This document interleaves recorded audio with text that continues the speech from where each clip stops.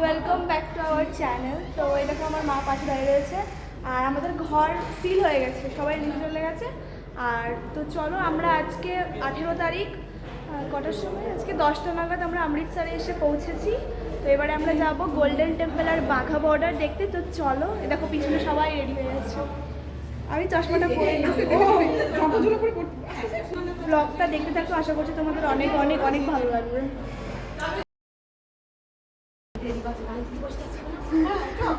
আর লিপস্টিকের কালারটা একদম পুরো অরেঞ্জ লাগছে, বাট আমি কিন্তু রেড লিপস্টিক পরেছি। রেড লিপস্টিক পরেছি, আমিও রেড পরেছি। কো দেখো,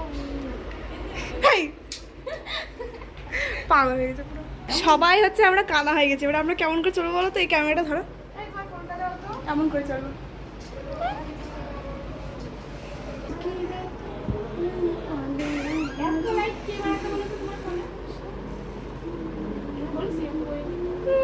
নিচেই যাচ্ছে, নিচেই যাচ্ছে।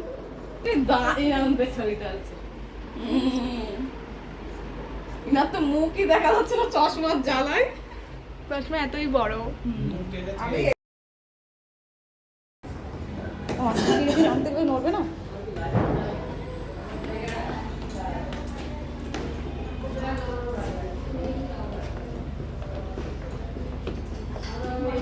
এই যে আমার ভাই রেডি হয়ে গেছে, আমরা যেটা ইচ্ছে সেটাই চড়বো।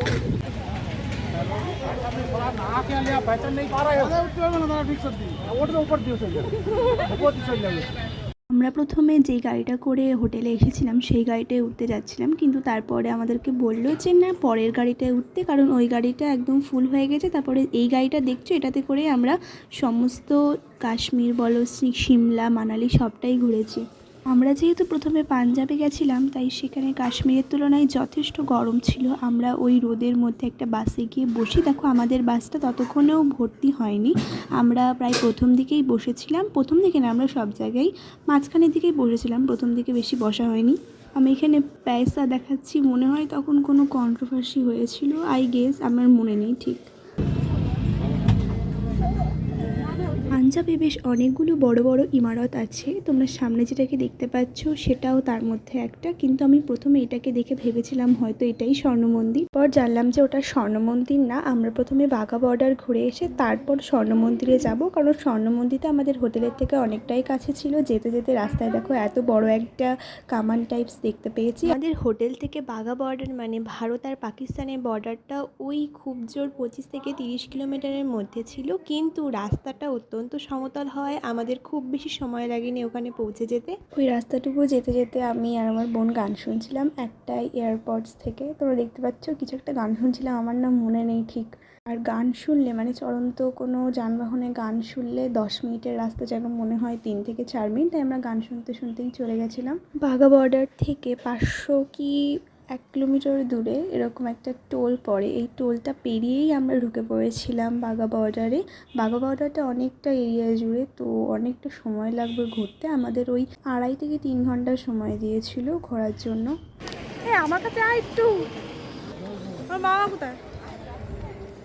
এই গাড়িটা বেশ ভালো লাগছে। দেখতেই পাচ্ছি যে আমি কিচ্ছু দেখতে পাচ্ছি না ফোনে। আমরা থাকি বাংলাদেশ বর্ডারে, আর এখন চলে এসেছি পাকিস্তান বর্ডারে। মানে বেসিক্যালি আলাদা কিছুই না, এখানে জাস্ট ওপাশে মাঠ রয়েছে আর এই পাশে এরকম উঁচু একটা জায়গা করে দেওয়া রয়েছে। এখান দিয়ে হেঁটে হেঁটে কোথায় নিয়ে যেতে জানি না। আর আমি হচ্ছে বাসের থেকে নামতে গিয়ে পড়ছিলাম এই জামার জন্য, মুখ থুবড়ে পড়তাম, চশমা আমার ভেঙে যেত। আমি প্রথমেও ভেবেছিলাম কি যে হয়তো এরকম মাটি দেখাবে, একটা পাকিস্তানে একটা ভারতে এরকম কিছু দেখাবে, কিন্তু পরে যেটা দেখলাম সেটা মাইন্ড ব্লোয়িং বলা তো মানে কি বলবো, সেটা ভাষা নেই। মানে সেটা আমি তোমাদেরকে একটু পরেই দেখাচ্ছি। এত সুন্দর জিনিস আমি আমার লাইফে ফার্স্ট টাইম দেখেছি, আর আমার এত ভালো লেগেছে, I was about to cry. তো চলো দেখাই তোমাদেরকে সেই জিনিসটা কি। আমার মা পিছনে আসছে, আমার বোন আর আমার মাসির সামনে। প্রচণ্ড গরম এখানে। মেইন ভারত পাকিস্তান বর্ডারটা দেখতে গেলে জেন্ডার ওয়াইজ ভাগ করে আমাদের দিয়েছিল, মানে একটা যাওয়ার রাস্তা ছিল ছেলেদের, একটা যাওয়ার রাস্তা ছিল মেয়েদের। তো আমরা সব মেয়েরা একসাথে গিয়ে পৌঁছাই, কিন্তু হয়েছিলটা কি, আমার বাবা আর ভাইকে খুঁজে পাওয়া যাচ্ছিল না। ওরা অবশ্য গ্যালারির নিচের দিকে বসেছিল আর আমরা গ্যালারির একদম উপরে বসেছিলাম। আমরা সাদা রঙের যে ইমারতটা দেখলে সেটার মধ্যে দিয়ে আমরা একদম হাই লেভেল, মানে সর্বোচ্চ স্তর যেটাতে, সেটাতে উঠে যাই। মানে কিছুই জানতাম না কী হচ্ছিলো, বাট একটা মিউজিকের সাউন্ড আসছিলো ভেতরের থেকে। তো আমরা সেই দিক অনুযায়ী ওপরের দিকে চলে যাই। তারপর এত সুন্দর একটা জিনিস দেখি যেটা বলার মতো ভাষা আমার কাছে অ্যাটলিস্ট নেই। হিন্দুস্তানি।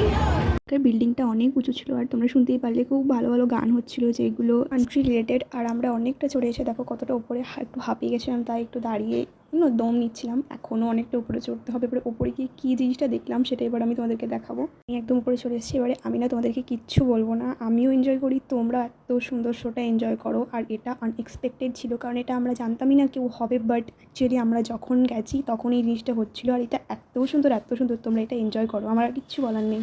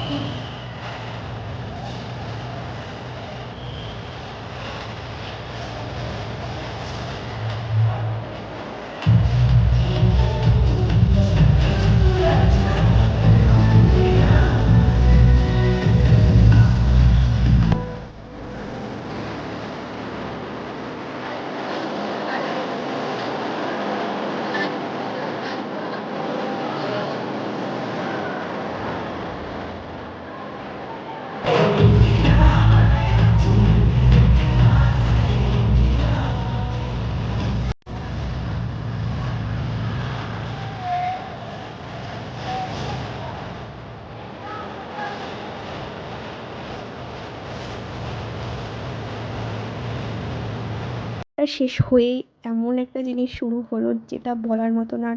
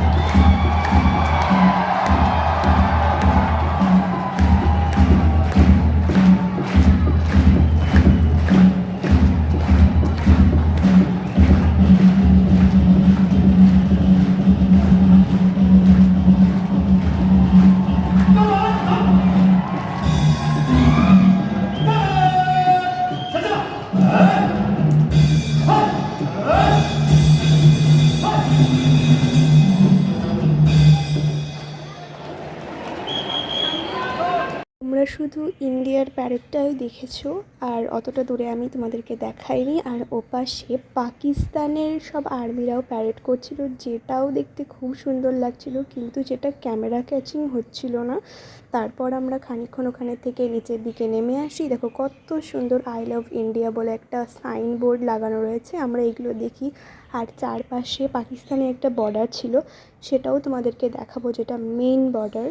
ওখানে অনেকগুলো আর্টিকেলস ছিল, যেমন ভাইকে দেখো, ভাইকে আমরা বললাম কি যে ছবি তুলতে, এরকম একটা ক্রেন গাড়ি ছিল। এছাড়াও প্রচুর প্রচুর আর্মি ছিল ওখানে, আর অনেক ইমারত ছিল, যে ভাইয়ের সাথে একটা আর্মি, বেশ কিছু ছবিও আমরা ক্লিক করে নিলাম।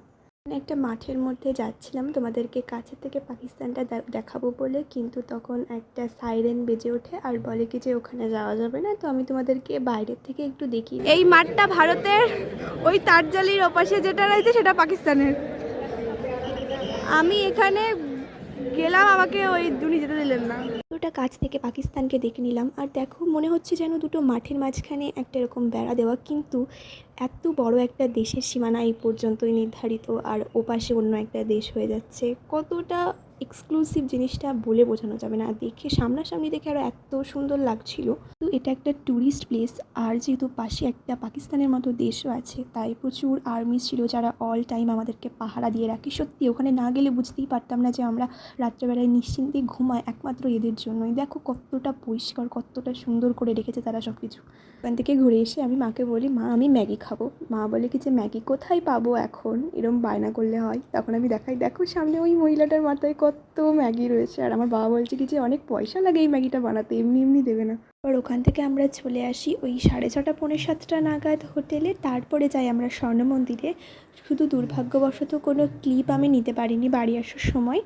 তো আমরা একেবারে 7:30টার সময় আমাদের হোটেলে নামিয়ে দিয়ে যাই গাড়িটা, এবং সেখান থেকে আলাদা গাড়ি করে আমাদের যেতে হয়েছিল স্বর্ণ মন্দির দেখতে, যেটা সম্পূর্ণটাই আমাদের দায়িত্বে। তো আমরা আর কিছু না ভেবে টোটোতে করে 7 জন মিলে চলে যাই স্বর্ণ মন্দির দেখতে। আর স্বর্ণ মন্দিরটা দেখতে এত সুন্দর ছিল, আর গার্ড এত ছিল বলার মতো না। স্বর্ণ মন্দিরের রাস্তাটা দিয়ে যেতে এরকম একটা সুন্দর স্ট্যাচু পড়ে, স্ট্যাচুটাতে না অনেকগুলো মাথা একসাথে লাগানো ছিল এরকম। তবে স্বর্ণ মন্দিরটা এখনও আসেনি। এই চারপাশের সমস্ত ইমারতগুলো কেমন যেন হলুদ হলুদ রঙের, মনে হচ্ছিল এটাই হয়তো স্বর্ণ মন্দির, কিন্তু না, স্বর্ণ মন্দির তো এখনও আসছে। তো সেটা দেখার জন্য একটু ওয়েট করবে। আমরা সামনে যে জিনিসটা দেখছো সেটা কিন্তু স্বর্ণ মন্দির না, এটা স্বর্ণ মন্দিরের বাইরের স্ট্রাকচারটা, এর ভেতরে ঢুকতে হবে। আর এতটা কড়াকড়ি, আমি প্রথমে বাইরে থেকে ভিডিও করে নিয়ে গিয়ে, আমি তো জানতাম না, আমি ভিডিও করতে করতে ভিতরে ঢুকছি, আর ওখানে এতই বড় গার্ড ছিল যে সরাসরি ফোনটা নিয়ে সমস্ত ভিডিও সব ডিলিট করে দেয়। শুধু বাইরে যে কটা ছিল আমি সে কটাই রাখতে পেরেছি।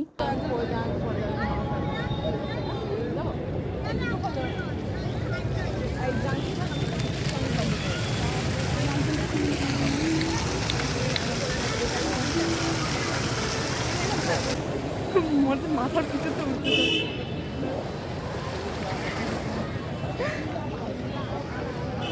আমাদের মাসি হারিয়ে গেছে। মাসি কোথায় গেছে জানা যায়। ওই যে বললাম ভিডিও করতে দেয়নি বলে আমি আর ভেতর গিয়ে একটাও ক্লিপ নিতে পারিনি, আর বাইরে চলে এসেছিলাম। বাইরে এসে একটুখানি ভিডিও নিয়েছি, তারপরে যেন জানতে পারি যে আমাদের দল থেকে আমার মাসি হারিয়ে গেছে। বলতে হয়তো স্বর্ণ মন্দিরের ভেতরেই কোথাও ছিল, কিন্তু আমাদের সাথে ছিল না। সো প্রচণ্ড পরিমাণে টেনশন হচ্ছিলো আমাদের যে কোথায় গেল। আমরা বাইরে বসেছিলাম, তারপরে আমার মা আর বাবা ভিতরে গেছিলো, আর ভেতরে যেহেতু একটুকুও ভিডিও করতে দিচ্ছিল না, আমি তাই একটুকু রিস্ক নিইনি, ভিডিও করিনি বলতে গেলে। পরে অবশ্য আমার মা আর বাবা একটু রিস্ক নিয়ে ভেতরের থেকে ভাগ্যিস একটুখানি ভিডিও করে এনেছে, তাই একটুখানি তোমরা ভিডিওটা শর্টসে পেয়ে যাবে। আর এই যে আমার মাসি শেষ পর্যন্ত চলে এসেছে, তারপরে একটা অনেক বড় ব্লান্ডার হচ্ছে। এখানে মাসি বলছে যে মাসি হয়তো ভেবেছে আমরা ভেতরে চলে গেছি, তাই আর মাসি কিছু না ভেবে ভেতরে চলে গেছিলো, কিন্তু আমরা ভেতরে যাইনি, বেশি আমরা বাইরেই চলে এসেছিলাম। আর তারপরে একটুখানি মিসআন্ডারস্ট্যান্ডিং হয়েছিল, তারপরে অবশ্যই এটা ঠিক হয়ে গেছিলো। যেহেতু ভেতরে গিয়ে একটাও ভিডিও করতে সাহস পাইনি, তাই বাইরের থেকেই যেটুকু পারি সেটুকু ভিডিও করে নিয়েছি, যাতে পরে অ্যাটলিস্ট আমাদেরকে দিতে পারি। যে আমি মায়ের ব্যাগটা ঘাড় করে টানছিলাম, আর আমার পিছনে দেখো মনে হচ্ছে এটাই স্বর্ণ মন্দির, বাট অ্যাকচুয়াল স্বর্ণ যেটা একদম গোল্ডেন টেম্পল সেটা ভেতরে আছে। স্বর্ণ মন্দির থেকে বাড়ি আসার সময় যে বাজারটা তোমাদেরকে দেখিয়েছিলাম, সেই বাজারে বেশ পানিপুরি বিক্রি হচ্ছিল। তো আর ওখানকার পানিপুরি না প্লেট হিসাবে হয় দামটা। তো আমরা এক প্লেট নিয়ে 3 জনে, এক প্লেট আই গেস 6টা দিয়েছিল, আমরা দুটো দুটো করে সবাই মিলে ভাগ করে খেয়ে নিয়ে বাড়ি চলে আসি। বাড়ি মানে আমরা পাঞ্জাবের যে হোটেলে ছিলাম সেই হোটেলেই চলে এসেছিলাম বলে আমরা স্বর্ণ মন্দির থেকে ফিরে আসলাম। আর আজকে 18 তারিখের কোটা সম্পূর্ণ কমপ্লিট, আমাদের ঘোরা সম্পূর্ণ হয়ে গেছে। এবারে আমরা জাস্ট একটু খাবো, মানে ডিনারটা করব, দেন ঘুমাতে যাব। কালকে আবার আমাদের 3টে নাগাদ উঠতে হবে ভোরবেলা। তো তারপরে যাব আমরা অমৃতসর থেকে শ্রীনগর। তো জার্নিটা খুবই হেক্টিক হবে। তো আজকের মতো এতটাই, দেখা হচ্ছে কালকের ব্লগে। Bye bye, good night everyone.